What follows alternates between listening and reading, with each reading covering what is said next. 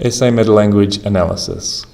So again, these are all the words I used to sort these 4 or 5 videos, and these words are those that don't necessarily have a category of their own, but they're used to show a greater degree of analysis within your essay.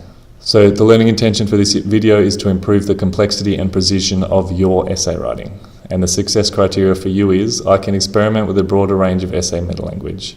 And to do this practice, you'll obviously need to be writing practice essays and having a list similar to the one you'll create from this nearby, so that you can try and drop them in. Even if they're used incorrectly, your teacher will be able to give you some feedback on how you've used them and how they may have contributed to your essay.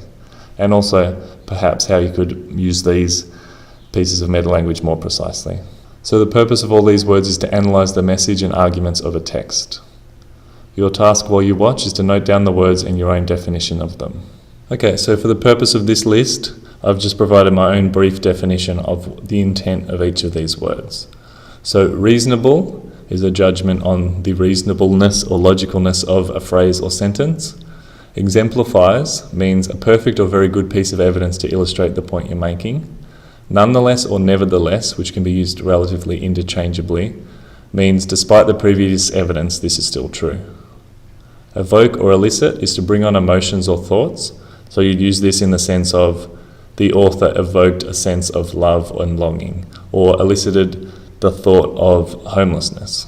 Arouse, excites or energizes. So again, you'd be using this next to a phrase about an author, and it's a verb to show what feelings or thoughts they brought into your mind as a reader. Instill is to place a message in someone's mind. So again, you'd be talking about the author and saying they instilled a sense of something in a passage of text. Asserts is to suggest strongly, and this would probably be used more in persuasive writing than in a text response, but it still can be used as well. In short is a brief rephrasing of a previous idea. Convey is to communicate an idea.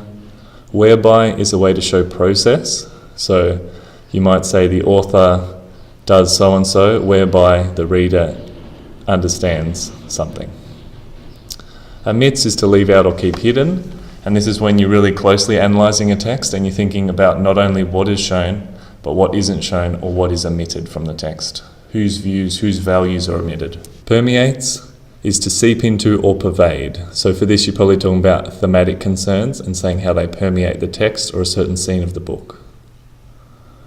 Construe is to understand or interpret. Accentuate means to underline or show off. Unbiased is without opinion or clear agenda. And this again is probably most likely going to be used when you're talking about an argument, but it's probably not something you'd be wanting to say because you wouldn't be very likely to be analysing something that is unbiased. It's very uncommon. You might use it in history even, but even still there's always an argument or an underlying intent. Tends to means is likely to. Plausible is something believable. Problematic is something causing or rich with problems.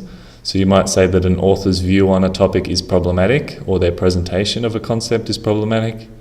And lastly, questionable is a critique of something suspect. So you could say the author's use of persuasive techniques was questionable in the sense that they were not precisely aimed at the audience being written to. So your task is to refer to your list and use each in a sentence of your own.